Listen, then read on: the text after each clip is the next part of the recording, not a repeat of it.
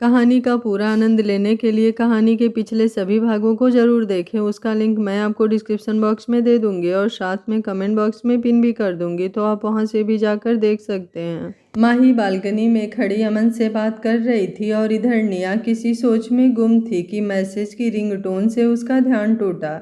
उसने मोबाइल उठाकर देखा तो करण का नाम शो हो रहा है। उसका मैसेज देखते ही वो मुस्कुरा उठी। हे प्रिंसेस, मेरे ही ख्यालों में खोई थी ना, तो बात भी कर सकती हो। इन्हें कैसे पता कि वो अभी मन ही मन सोच ही रही थी कि मैसेज पढ़कर कि मोबाइल दोबारा से बीप हो उठा। पागल लड़की, तुम्हारे मन की बात समझता हूँ। सब कुछ कहने के लिए लफ्ज़ों की ज़रूरत ही नहीं होती, कुछ बातें बेजुबान होती है। अब ये बताओ क्या कर रही थी मेरी प्रिंसेस? जी जी, वो बस मैं हिस्ट्री का प्रोजेक्ट फाइल चेक कर रही थी कि कुछ मिसिंग तो नहीं। रात 11:30 बज रहे हैं, पागल हो गई हो? जाके लेटो बिस्तर पर अभी मेरा प्रोजेक्ट वर्क वो सब कल तुम्हें कंप्लीट मिलेगा। आप जादू करेंगे ना जो कंप्लीट हो जाएगा। निया का ये मैसेज देख करण ने हंसते हुए फ़ोन सिर पर दे मारा, फिर उसका नंबर डायल कर दिया। निया कुछ देर फ़ोन को देखती रही, फिर उसने कॉल रिसीव की। हाँ तो मैडम जी बताएं, हम आपको जादू के बारे में, उसने सर्द आवाज़ में कहा, जो सुनते ही निया की धड़कनें एकदम से बढ़ गई। उनका शोर इतना तीव्र था कि करण भी सुन पा रहा था। उसके लबों पर मुस्कुराहट तैर गई। प्रिंसेस, परेशान मत रहो, तंग नहीं कर रहा बस। अच्छा बताओ, खाना खा लिया ना तुमने?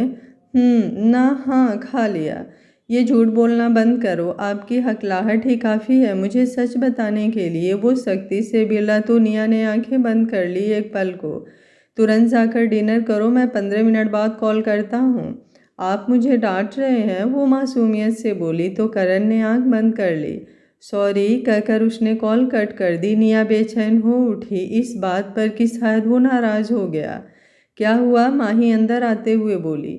कुछ नहीं, निया ने कहा और जल्दी से प्लेट में खाना निकाल कर खाने लगी। अभी तो मैंने कितना कहा, तब मैडम को नहीं खाना था और अब देखो करण सर का जादू। माही मन ही मन हंसते हुए बोली। दरअसल निया की तबीयत आज कुछ ठीक नहीं लग रही थी और यही वजह थी कि उसका खाने को भी मन नहीं हो रहा था। माही के कहने पर भी वो नहीं खा रही थी, बस पढ़ाई में ही लगी थी। तो माही ने चुपके से अमन को मैसेज कर बता दिया सब कुछ। अमन ने सब करण को बता दिया। करण कॉलेज पहुंचा तो देखा सब आए थे। निया पर नज़र पड़ते ही उसके चेहरे के भाव बदल गए। निया का चेहरा पीला लग रहा था और कुछ कमज़ोर भी दिख रही थी। वो उसके पास जाता कि उससे पहले ही समायरा ने आकर उसे हक कर लिया। गुड मॉर्निंग बेब्स, वो चहकते हुए बोली।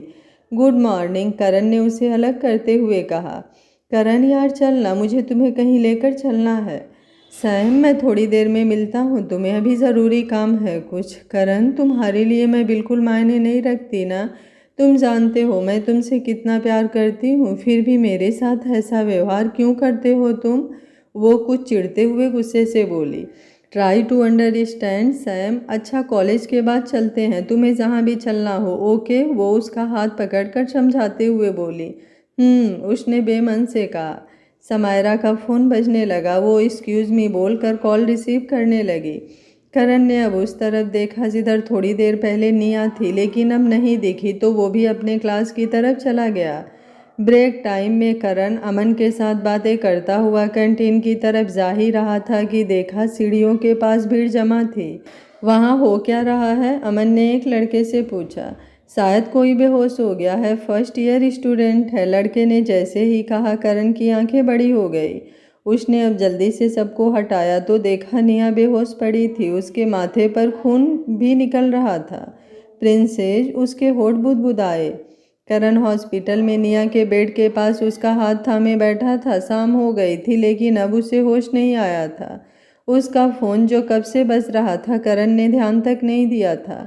अमन जो कि दवाएं लाने गया था वो अब उसके पास आकर उसके कंधे पर हाथ रखता है। करण, वो ठीक है, डॉक्टर ने कहा था ना बस होश आ जाएगा अभी। और तू कॉल क्यों नहीं रिसीव कर रहा? तेरे घर से मेरे पास भी कॉल आई थी। करण ने कोई जवाब नहीं दिया, बस निया को एकटक देख रहा था। वो माही को उसके हॉस्टल छोड़ देना, मैं हूँ अपनी प्रिंसेस के पास, वो धीरे से बोला। नहीं, मैं यहीं रुकूंगी नीयू के पास, माही आते हुए बोली। माही जिद नहीं, कोई एक ही रुक सकता है और मैं नहीं जाने वाला, करण सख्ती से बोला तो अमन ने माही का हाथ थाम लिया। माही प्लीज़, करण तुम्हारे दोस्त का खुद से ज़्यादा ख्याल रखेगा, वो धीरे से बोला। माही बेमन से उसके साथ चली गई। करण ने निया के चेहरे को देखा, सिर पर पट्टी बंधी थी। उसने धीरे से उसके सिर पर हाथ फेरा। प्लीज़ उठ जाओ यार, प्लीज़ प्रिंसेस, सब मेरी गलती है, कल से ही तुम्हारी तबीयत ठीक नहीं थी और मैं तुम्हारा ध्यान भी नहीं रख पाया, वो भरे गले से बोला। उसकी आंखों से आंसू निकल निया की हथेली को भिगो रहे थे। उसने अपने हाथों में भरी उसकी हथेली को चूम लिया। मेरी जान निकल रही है, तुम्हें ऐसे शांत देख, प्लीज़ उठ जाओ यार, वो एक बार फिर से बोला कि निया की पलकों में हरकत दिखाई दी उसे।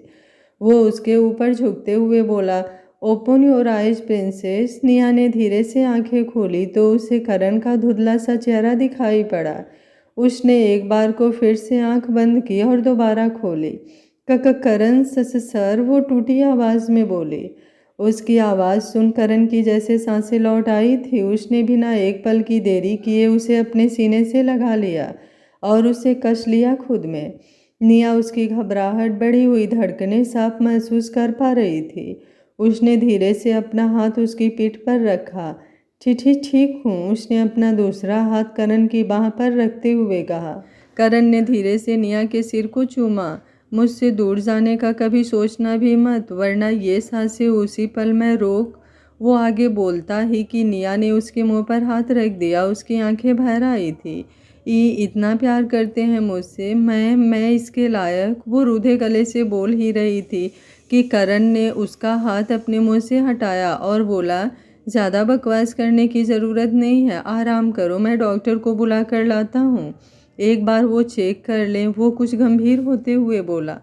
आप, निया ने कुछ कहना चाहा, लेकिन करण की नाराज़गी भरी आंखें देख वो चुप हो गई। करण ने उसे लिटाया खुद से अलग करके। मैं आया, वो उसके सिर पर हाथ फेर कर बोला तो निया ने पलकें झपका दी। कुछ देर बाद वो डॉक्टर्स के साथ अंदर आया। डॉक्टर ने उसे चेक किया। कैसा लग रहा है अब? Better, good. एक इंजेक्शन देने के बाद वो बोले, रेस्ट कीजिए आप और माइंड को भी रिलैक्स दीजिए। निया ने हमें सिर हिलाया। अभी ये वीक हैं तो आप इनके खाने पीने पर भी ध्यान दीजिएगा, कल सुबह तक डिस्चार्ज कर देंगे, डॉक्टर ने करण को देख मुस्कुराते हुए कहा। थैंक यू डॉक्टर, करण बोला। डॉक्टर अब बाहर चले गए। चलो ये खिचड़ी जल्दी से खा लो, फिर मेडिसिन भी लेनी है, करण ने स्टूल खींचते हुए कहा और उस पर बैठ गया। निया ने खिचड़ी देख बुरा सा मुंह बनाया। खत्म करो जल्दी, वो दोबारा बोला और उसके हाथ सामने प्लेट पर कर दी। मुझे नहीं पसंद ये, वो मुंह नीचे करके बोली तो करण के चेहरे पर छोटी सी मुस्कान आ गई। उसने चम्मच लेकर उसकी ओर बढ़ाया। थोड़ा सा खा लो, मैं भी यही खा रहा हूँ, उसने जैसे ही कहा निया उसे देखने लगी। करण ने उसे खाने का इशारा किया और अपने हाथ से खिलाने लगा तो निया की आंखों में आंसू आ गए। आज शायद पहली बार था जब कोई उसकी इतनी परवाह कर रहा था और अपने हाथ से खिला रहा था। हे, क्या हुआ? वो उसकी आंखों में आंसू देखकर घबरा गया। निया ने उसका हाथ पकड़ लिया और उसके हाथ से प्लेट लेकर टेबल पर रख दिया। करण उसे अचरज से देख रहा था। मत आइए मेरे इतने करीब, मत कीजिए मेरी इतनी परवाह, मैं इस लायक नहीं हूँ कि किसी का प्यार पा सकूँ। आप कुछ नहीं जानते मेरे बारे में, जिस दिन आपको सच पता चलेगा चले जाएंगे मुझे छोड़कर, और तब शायद संभाल भी ना पाऊँ खुद को, इसलिए आपसे कह रही हूँ दूर रहिए मेरी ज़िंदगी से, उसने आंखें भींचते हुए कहा।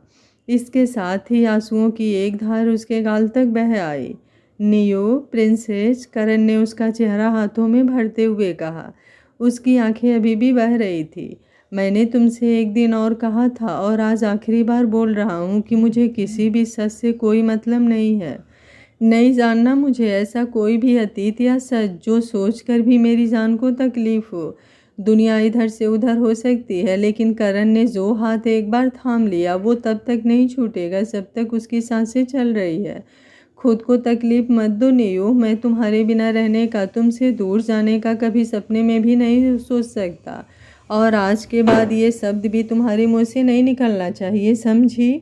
वो उसकी आंखों में देखता हुआ बोला। निया को उसकी आंखों में सच्चाई साफ झलक रही थी।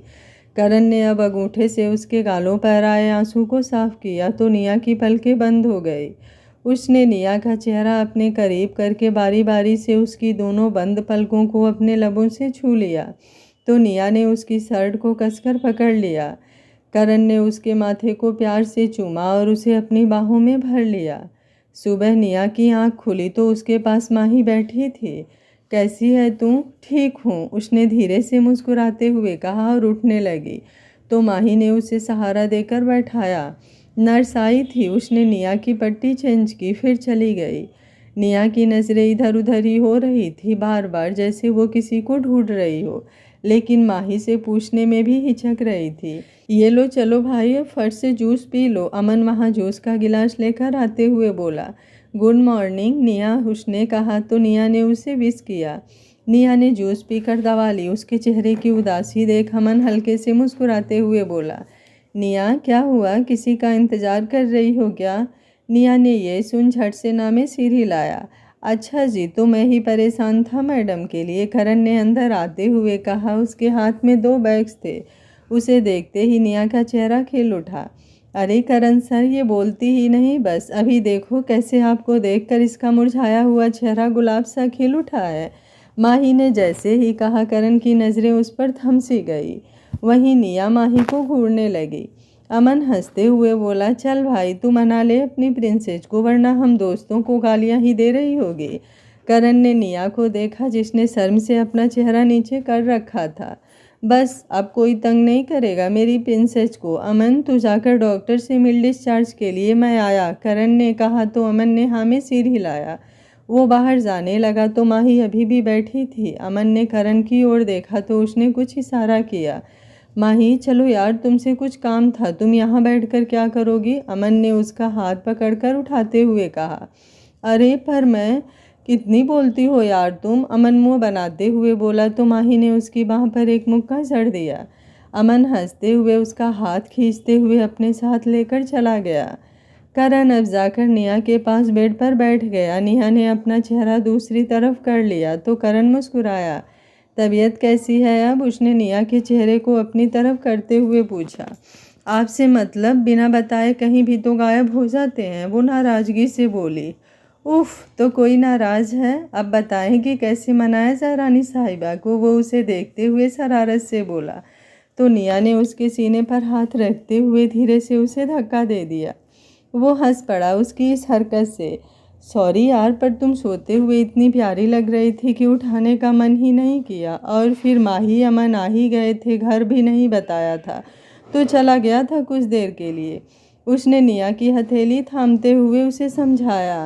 वो धीरे से बोली। नाराज हो अभी भी? करण ने उसका चेहरा देखते हुए गहरी आवाज़ में कहा तो निया का दिल धड़क उठा। उसने जल्दी से इनकार में सिर हिलाया। ये रहे कपड़े, मैं माही को भेजता हूँ, चेंज कर लो फिर निकलते हैं यहाँ से। उसने एक बैग उठाते हुए उसे दिया। आप ये मेरे लिए? वो हैरानी से बोली। पहन लेना, ज़्यादा पता नहीं है तुम्हारी पसंद, फिर भी कोशिश की है, उसने अपना सिर खुजाते हुए कहा। निया ने मुस्कुराकर बैग खोला तो उसमें सफ़ेद रंग का एक बहुत ही प्यारा सूट था, उसके साथ लाल दुपट्टा।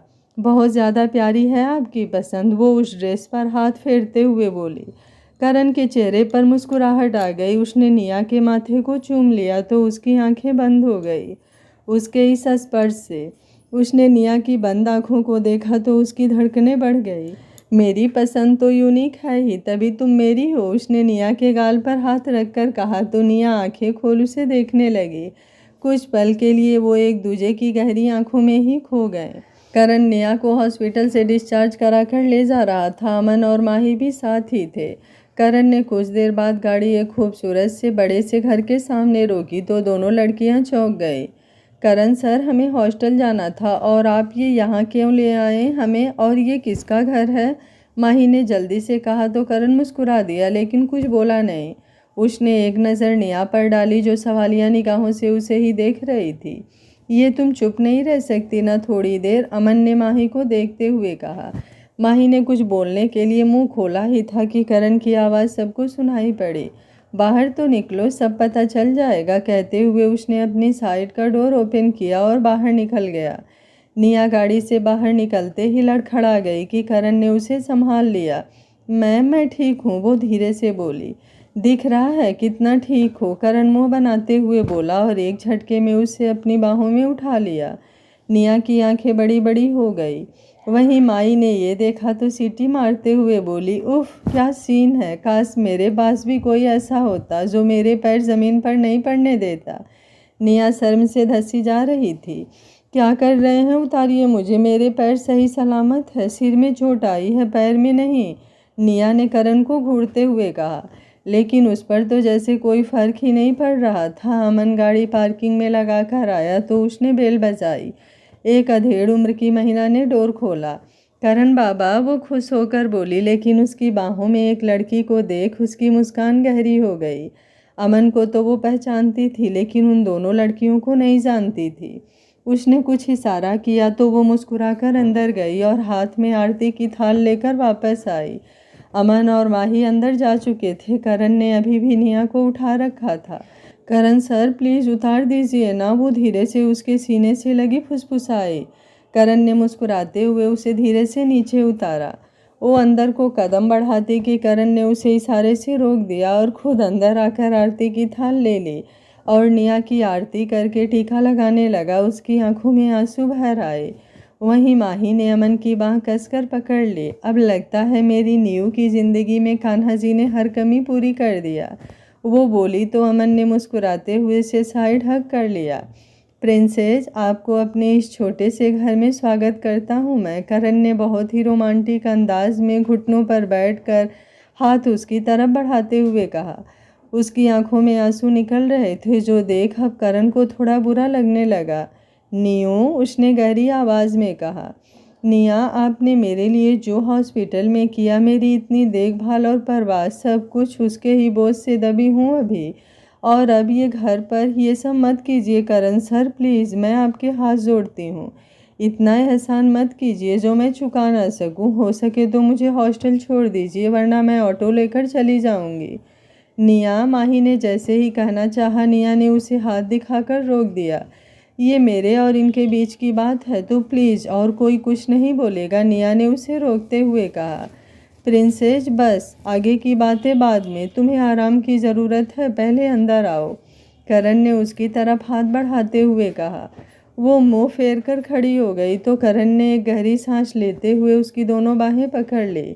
एहसान, यही लगता है कि मैं तुम पर कर रहा हूँ ना, मेरे प्यार को, मेरी परवाह को तुम एहसान का नाम दे रही हो तो ठीक है, यही सही, लेकिन तुम अब इसी घर में रहोगी। मैं तुम्हें वहाँ नहीं छोड़ सकता जहाँ कोई ध्यान रखने वाला भी ना हो, और ना ही मैं कभी आ सकूँ।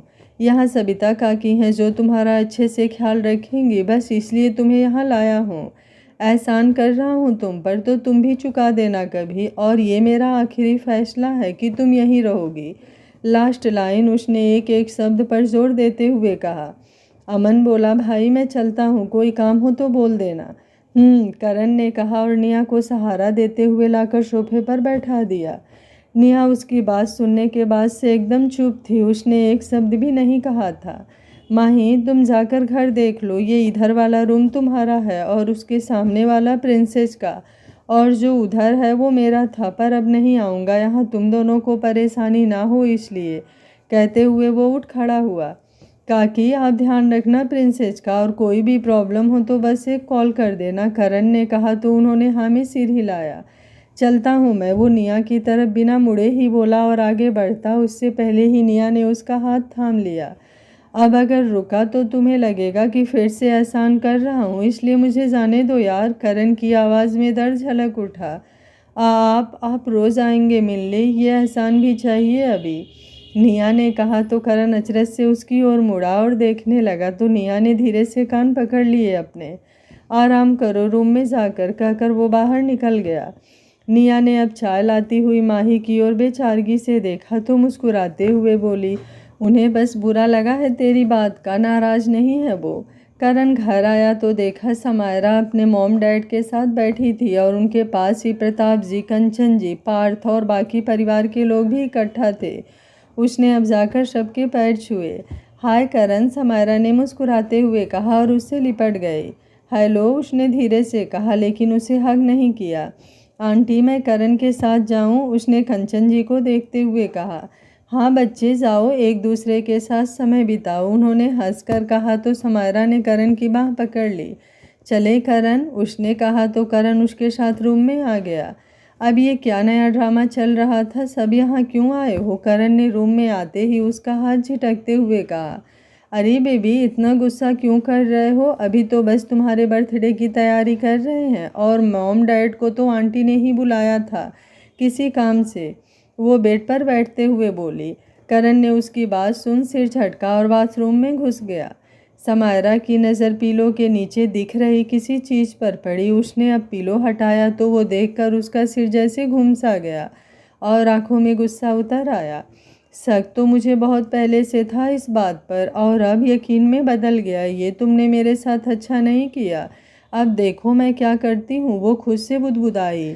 आज माही अकेले ही कॉलेज गई थी। निया घर पर ही रेस्ट कर रही थी। वो दवा की वजह से सुबह देर तक सोती रही। निया बिटिया उठो, सबिता काकी ने उसके सिर पर प्यार से हाथ फेर कर कहा। उनका ममतामयी स्पर्श पाकर निया ने आंखें खोली। उसकी नज़र सामने घड़ी पर पड़ी तो वो हड़बड़ा कर उठकर बैठ गई। सो सॉरी, वो मैं पता नहीं कैसे इतनी देर तक वो बोल ही रही थी कि उसकी बात बीच में काटते हुए ही सबिता आंटी बोली।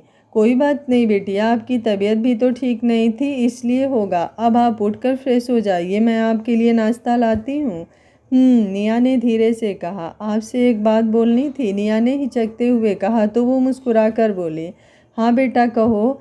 आप मुझे आप नहीं तुम बोला कीजिए, मुझे अच्छा नहीं लगता ऐसे। आप बड़ी हैं मुझसे, प्लीज़ काकी, निया ने कहा तो वो उसके सिर पर प्यार से हाथ रखकर बोली। एकदम करण बाबा की ही तरह सोच है तुम्हारी। उन्होंने एकदम अपने जैसे ही लड़की पसंद की है, प्यारी सी परी।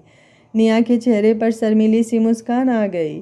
सबिता काकी चली गई। निया भी कुछ देर में तैयार होकर रूम से निकलने लगी कि उसकी नज़र टेबल पर रखे रेड रोज के बुके पर गई। निया ने वो बुके उठाकर देखा तो वो उसके साथ ही एक छोटी सी चिट भी थी जिस पर लिखा था, गुड मॉर्निंग प्रिंसेस, अपना ख्याल रखना और प्लीज़ घर पर रहकर रेस्ट करना, ब्रेकफास्ट टाइम से करके दवा ले लेना, कोई भी दिक्कत लगे तो बस एक कॉल कर देना, बंदा आपकी खिदमत में हाजिर मिलेगा। निया ने जैसे जैसे चिट पढ़ी उसकी मुस्कान गहरी होती गई। उसने उस चिट को अपने लबों से छू लिया और ड्रॉर में डाल दिया। मतलब करण सर आए थे यहाँ, वो मुझसे नाराज़ नहीं हैं, वो खुश होते हुए खुद से बोली। निया ब्रेकफास्ट और दवा लेने के बाद बाहर गार्डन को देख रही थी जिसे बहुत ही अच्छे तरीके से सजाया गया था। कई रंग के गुलाब लगे थे उसमें। उसकी आंखों में चमक थी। उन फूलों को देखते हुए उसकी आंखों पर किसी ने आकर पीछे से हाथ रखा तो वो एक पल के लिए घबरा गई, लेकिन कुछ एहसास होते ही उसकी मुस्कान गहरी हो गई। सर, उसने धीरे से कहा। वाह जी, मेरे स्पर्श को भी पहचान गई मेरी प्रिंसेस, करण ने खुश होकर कहा और अपना हाथ उसकी आंखों से हटाया। कैसी तबीयत है अब? ठीक हूँ। गुड, पर बाहर अकेले क्यों हो? काकी कहाँ हैं? अभी इतनी भी ठीक नहीं हुई कि तुम ऐसे अकेले बाहर? निया ने उसके मुंह पर उंगली रख दी। कितना परेशान होते हैं आप? बच्ची नहीं हूँ मैं, कहा ना कि ठीक हूँ और आपके सामने ही हूँ। और रही बात काकी की तो वो बाजार गई हैं घर का कुछ सामान लाने। निया ने कहा। करण, वो तो बस उसे एक टक ही देखे जा रहा था। निया को जब महसूस हुआ तो उसने जल्दी से अपनी उंगली उसके होठों पर से हटा ली और इधर उधर देखने लगी। बैठने को भी नहीं कहोगी घर आए मेहमान को? करण ने मुस्कुराते हुए कहा। पर ये तो आपका ही घर है ना? निया ने झट से कहा। मेरा नहीं, हमारा, करण ने उसकी हथेली अपने हथेली में उलझाते हुए कहा तो निया उसे देखने लगी। हाँ प्रिंसेस, ये मेरे सपनों का घर है, मेरी माँ का घर। उनकी हमेशा से यही इच्छा थी कि उनकी बहू इसी घर में आए और यहीं से अपनी नई ज़िंदगी की शुरुआत करूं। अब वो रही नहीं, लेकिन जब भी यहाँ आता हूँ तो ऐसा लगता है कि वो यहीं है और अभी आकर मुझे अपने सीने से लगा लेंगी। तुम्हें जब पहली बार देखा था ना, तभी मुझे तुम में अपनी माँ की झलक दिखाई दी थी और उसके बाद से जाने कैसे मैं तुम्हारी तरफ ही खींचता चला गया। एक भी दिन जब तुम नहीं दिखती ना तो जैसे ये सांसें भी नहीं चलना चाहती। सुबह ही शुरुआत भी अब तो तुम्हें ही देखकर करने को जी चाहता है। जन्म जन्म के लिए बस तुम्हारा ही साथ ये दिल चाहता है। माँ के बाद एक तुम ही आई हो मेरी ज़िंदगी में जिसके लिए जीने को ये दिल चाहता है। करण ने उसकी आंखों में देखते हुए कहा। उसकी आंखों में नमी आ चुकी थी। वहीं निया ये बात सुनकर चौंकी थी कि हर पल हंसने वाले करण के अंदर भी इतना दर्द भरा है। उसकी आंखों में आई नमी निया को तकलीफ दे रही थी। निया ने करण के गाल पर एक हाथ रखा और इनकार में सिर हिलाया। मैं हूं ना आपके साथ, कभी भी आपका साथ छोड़कर नहीं जाऊंगी, बस आप खुश रहा कीजिए। आपके चेहरे पर यह उदासी बिल्कुल भी अच्छी नहीं लगती मुझे। और माँ भी तो आपको ऐसे देखकर दुखी ही हो रही होंगी ना, निया ने कहा तो करण ने उसे कसकर थाम लिया और उससे लिपट गया। निया ने भी धीरे से अपना एक हाथ उसकी पीठ पर रख दिया। वो अब वहीं लगे झूले की तरफ आ गई, करण का हाथ पकड़कर और बैठ गई तो करण उसकी गोद में सिर रखकर लेट गया। निया की आंखें बड़ी बड़ी हो गई। करण ने उसका हाथ पकड़ अपने सिर पर रखा और आंखें बंद कर ली। एक बात पूछूं, निया ने हिचकते हुए कहा। इजाज़त की ज़रूरत नहीं है प्रिंसेस, तुम मुझे कुछ भी कह सकती हो, पूछ सकती हो बेझिझक, तुम्हारा हक है ये। करण ने आंखें बंद किए हुए ही कहा। अमन सर उस दिन किसे बोल रहे थे कि आपकी मॉम का कॉल है? ये सुनते ही करण हल्का सा मुस्कुराया। मॉम है ना, पर माँ नहीं। करण का इतना कहना था कि निया असमंजस से उसे देखने लगी। वो पापा की दूसरी वाइफ है और मेरी दूर की मासी, करण ने धीरे से कहा। उसकी आवाज़ में दर्द निया महसूस कर पा रही थी। वो अब करण के बालों में हाथ चलाने लगी। वहाँ आती माही ने खांसने का नाटक किया तो करण झट से सीधे बैठ गया और निया भी अपनी जगह से खड़ी हो गई। कॉलेज बंक मार के यहाँ खुल्लम खुल्ला रोमांस फरमाया जा रहा है, कुछ तो शर्म कर लो, छोटे बच्चों का ही सोच लिया करो। माही ने अपनी कमर पर हाथ रखकर नौटंकी करते हुए कहा। करण ने निया को कमर से पकड़ते हुए अपने करीब कर लिया तो माही आंखें फाड़े उसे देखने लगी। शर्म, वो भी इस छोटे बच्चे से जो खुद डेट पर से आ रही है, करण ने कहा तो माही ने मुंह बनाया। जीजू आप ना ज़्यादा तंग मत किया करो मुझे, माही ने कहा। जीजू, निया और करण साथ ही बोले। हाँ तो और क्या बोलूँ, अब सर तो जपने वाली नहीं मैं, और निया तो है ही मेरी बहन, तो आप भी जीजू हुए ही ना, माही ने एक्सप्लेन किया तो निया का सिर झुक गया। वहीं करण के चेहरे पर मुस्कुराहट तैर गई। तू पागल हो गई है, निया ने कहा और अंदर की तरफ भागी। माही हंसते हुए बोली, आपकी प्रिंसेस तो शर्मा कर भाग गई, अब आप भी चलिए। माही और करण बात करते हुए अंदर आए। निया हाल में आकर बैठी थी। करण अपने रूम की तरफ बढ़ते हुए बोला, यार कोई एक कप चाय पिला दो। माही तो चेंज करने जा चुकी थी। निया अब किचन में जाकर उसके लिए चाय बनाने लगी। वो काउच पर सिर के पीछे हाथ लगाए आंखें बंद किए लेटा था जब निया चाय के 2 कप लेकर आई। आपकी चाय? करण ने कहा और आंखें खोल दी। वो बिना कुछ बोले चाय पीने लगा तो निया वहाँ से जाने लगी। बैठ जाओ, कहाँ भाग रही हो, साथ भी पी सकते हैं, करण ने उसको जाते हुए देख कर कहा। नहीं, वो माही अकेले। ठीक है जाओ, वो बोला। कुछ देर बाद सब इकट्ठा थे। सविता काकी भी आ चुकी थी। माही, निया, करण सब बैठे थे। कल बर्थडे है तो घर पर डैड ने एक पार्टी रखी है, आप सब आएंगे तो अच्छा लगेगा मुझे, करण ने मुस्कुराते हुए कहा। एड्रेस? माही ने कहा तो सविता काकी हंसकर बोली, हमें पता है बिटिया, बस तुम तैयार रहना, मैं गाड़ी भेज दूंगा, करण ने उठते हुए कहा। हम आ जाएंगे, आप परेशानी क्यों उठाएंगे, निया ने कहा तो वो मुस्कुराया। मैं ड्राइवर भेज दूंगा, अब चलता हूँ, कहकर वो चला गया। इधर प्रताप जी और कंचन जी समायरा और उसकी फैमिली के साथ मिलकर करण के बर्थडे पर समायरा और करण के सगाई का सरप्राइज करण को देने वाले हैं। और इधर करण अपनी दुनिया को बसाने के लिए अपनी प्रिंसेस को अपने बर्थडे के दिन अपने माँ पापा से मिलवाने की सोच कर बहुत खुश है। आगे क्या होगा इस कहानी में जानने के लिए देखते रहिए कहानी का अगला भाग। अगर आपको कहानी अच्छी लग रही है तो वीडियो को लाइक, शेयर एंड चैनल को सब्सक्राइब कर लीजिएगा। Thank you for watching. मिलते हैं कहानी के अगले भाग में।